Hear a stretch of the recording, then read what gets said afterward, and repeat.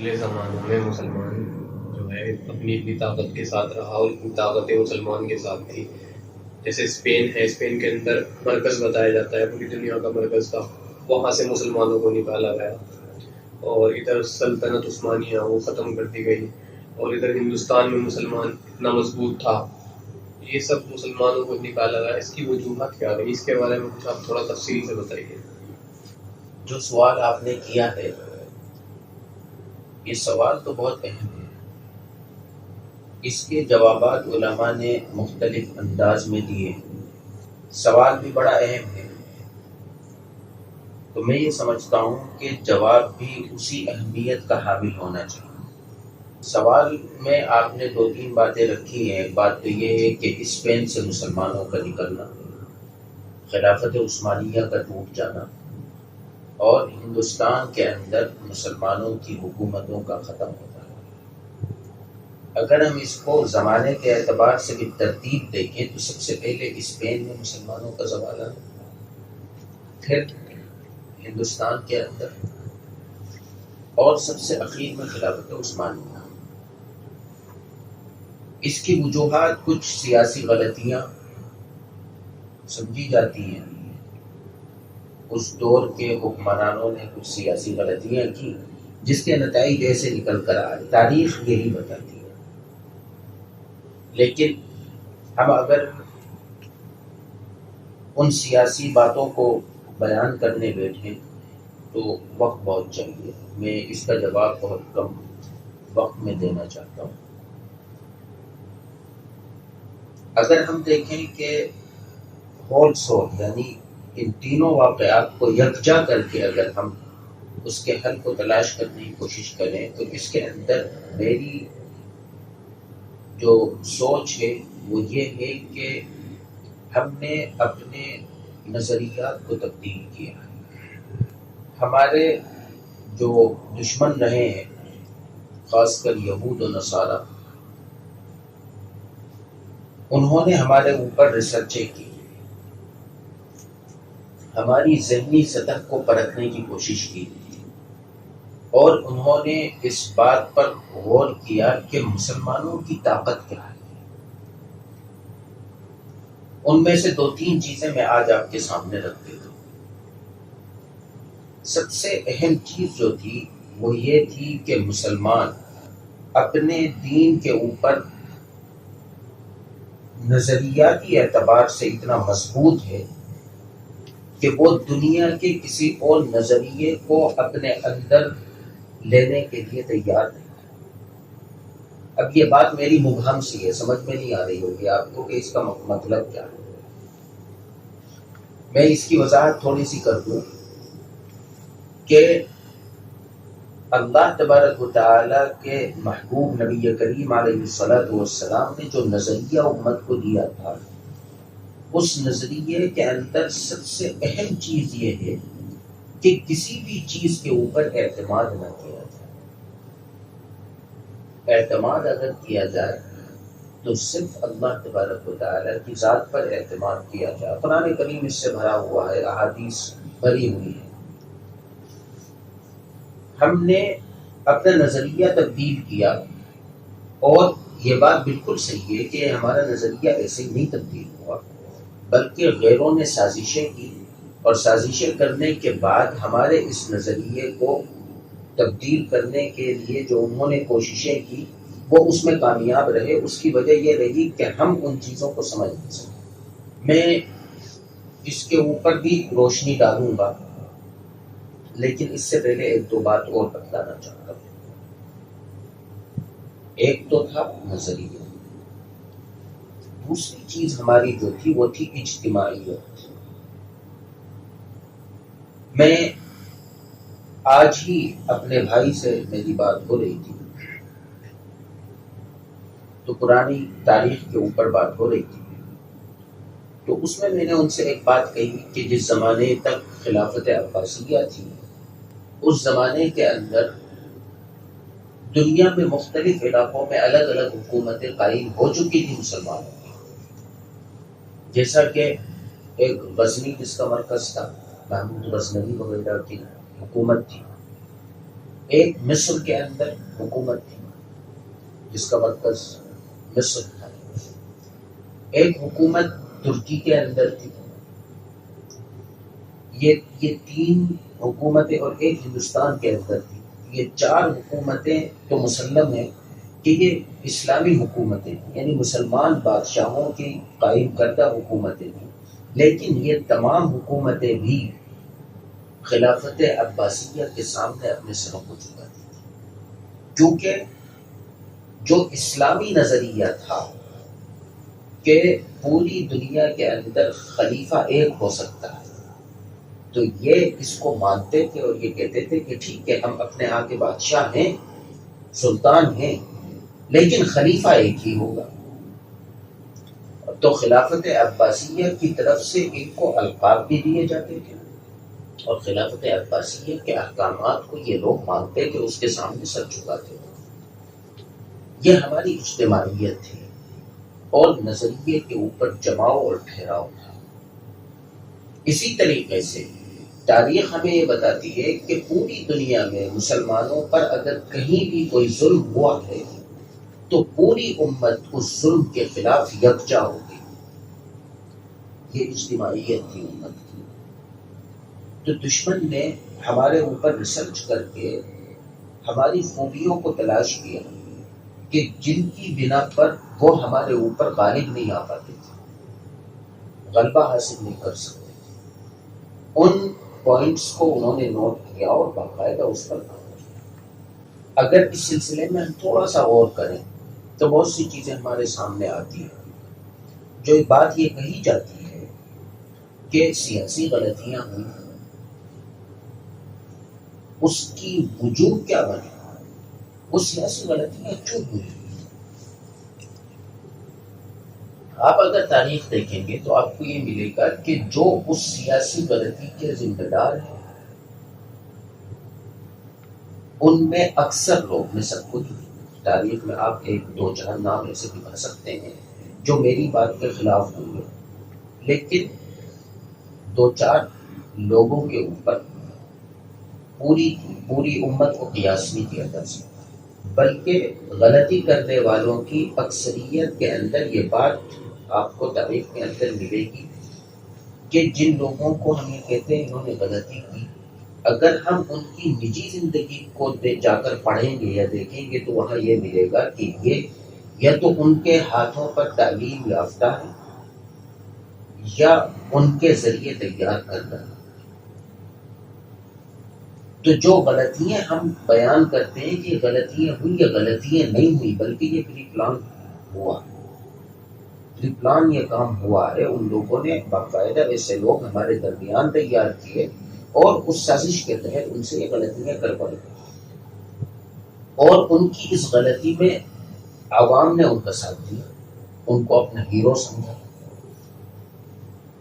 تو میں یہ سمجھتا ہوں کہ ہم اس پر غور کریں گے تو ہمیں یہ ملتا ہے کہ انہوں نے ہر نہج پر کام کیا، اس میں ایجوکیشن پر کام کیا، انہوں نے اس کے اوپر مسلمانوں کے عقائد کو خراب کرنے پر کام کیا، انہوں نے مسلمانوں کی اجتماعیت کو تقسیم کرنے پر کام کیا، اور یہاں تک ہوا کہ مسلمانوں کو ذاتی طاقت بھی ان سے چھین لی جائے، اس پر بھی کام۔ لہذا آپ کا سوال یہ تھا کہ ایسا کیسے ہوا، میں اس پر آخر میں ایک دو بات آپ کو بتلا دیتا ہوں، کیونکہ یہ ٹاپک اتنا بڑا ہے، یہ سوال آپ کا اتنا بڑا ہے کہ اگر اس پہ تفصیلی بات کریں تو گھنٹوں چلیں گے۔ میں آپ کے سوال کو مختصر کر کے سمیٹنا چاہتا ہوں، اس لیے کم سے کم وقت میں اس بات کو پورا کرنا چاہتا ہوں کہ جس زمانے کے اندر مسلمان زوال کی طرف چلا ہے، اگر ہم اس پر غور کریں تو ہمارے سامنے ایک بات تو یہ آتی ہے کہ مسلمانوں کے اندر ذہنی انتشار پیدا کیا گیا۔ آپ نے تاریخ نہیں پڑھی ہوگی، خلافت عثمانیہ کا اختتام آپ پڑھیے کیسے ہوا ہے۔ اور آج وہ تمام چیزیں ہم اپنے اندر پاتے ہیں جو چیزیں اس دور میں پیدا کی گئی تھی، اور وہ ایسی جڑ پکڑی ہوئی ہے کہ اب ذہنوں سے نکالنا ان کا مشکل ہے۔ قوم پرستی، علاقہ پرستی، زبان پرستی، یہ تمام چیزیں باقاعدہ پیدا کی ہیں ہمارے قوم کہ ہم اپنی قوم کے علاوہ دوسرے کی قوم کو برداشت کرنے نہیں دیں گے، ہم اپنے علاقے کے علاوہ دوسرے علاقے کے لوگوں کو برداشت کرنے کے لیے نہیں دیں گے، ہم اپنی زبان کے علاوہ دوسری زبان کے لوگوں کو اپنا بھائی سمجھنے پر تیار نہیں۔ یہ ہماری اجتماعیت کو پارا پارا کرنے کے لیے یہ طریقے اختیار کیے گئے۔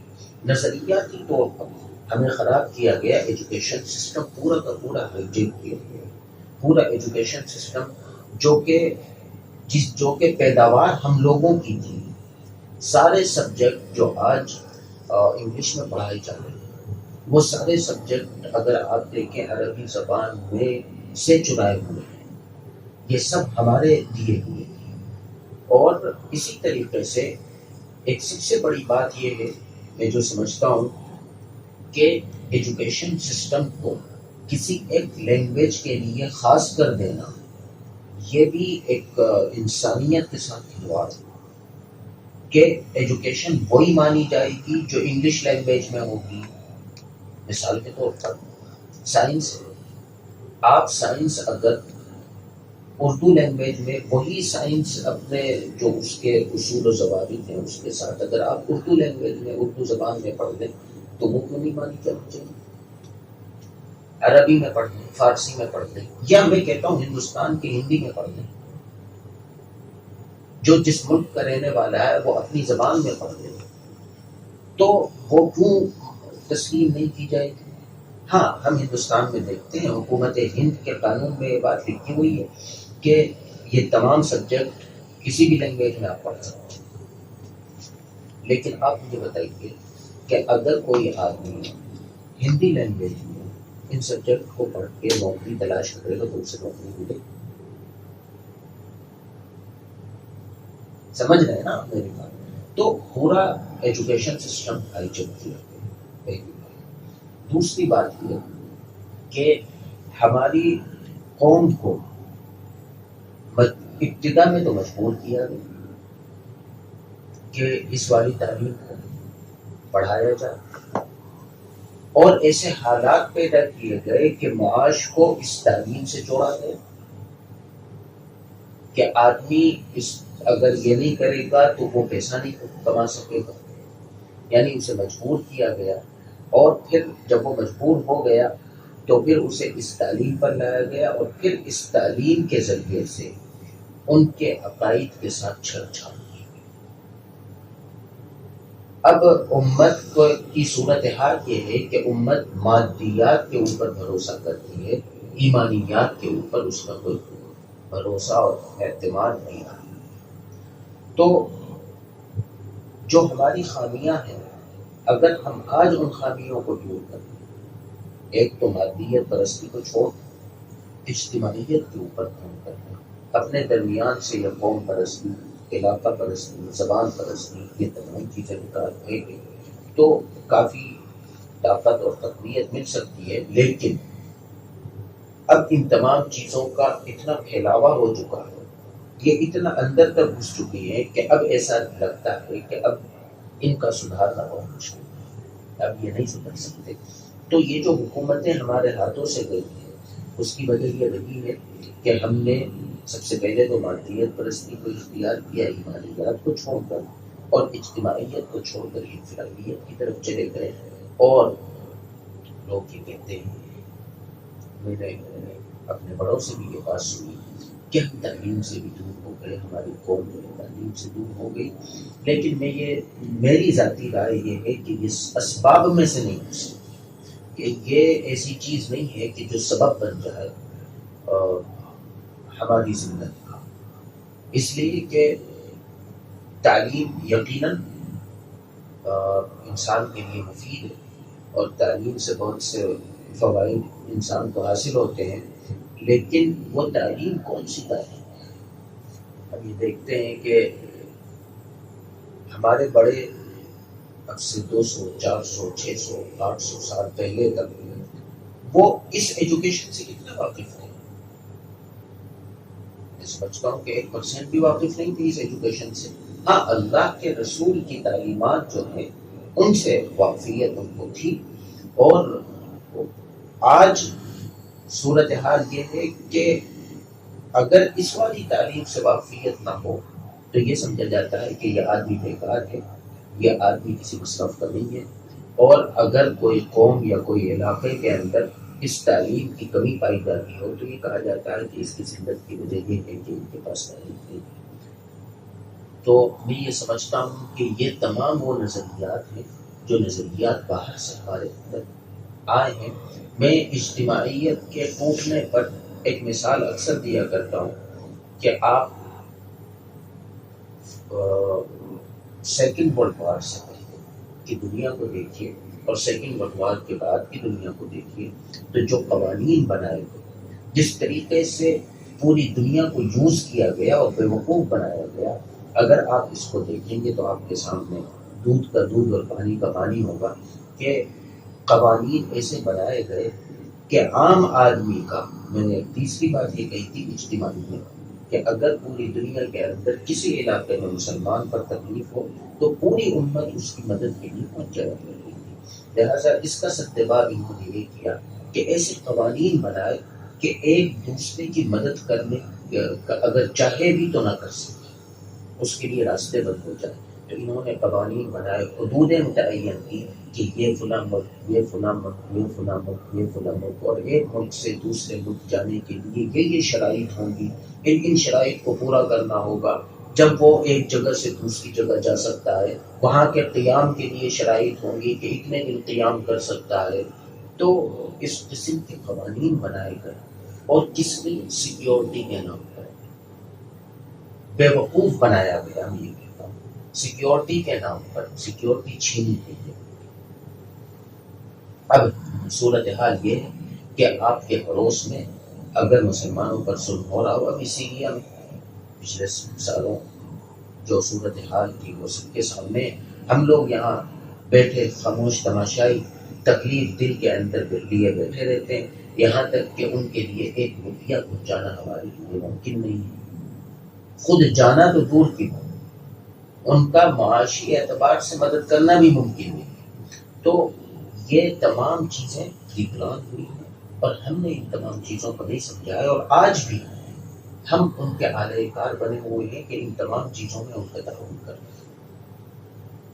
تو میں یہ سمجھتا ہوں کہ یہ تمام وہ باتیں ہیں جن کی وجہ سے آج امت پوری دنیا کے اندر چلی بخار ہے.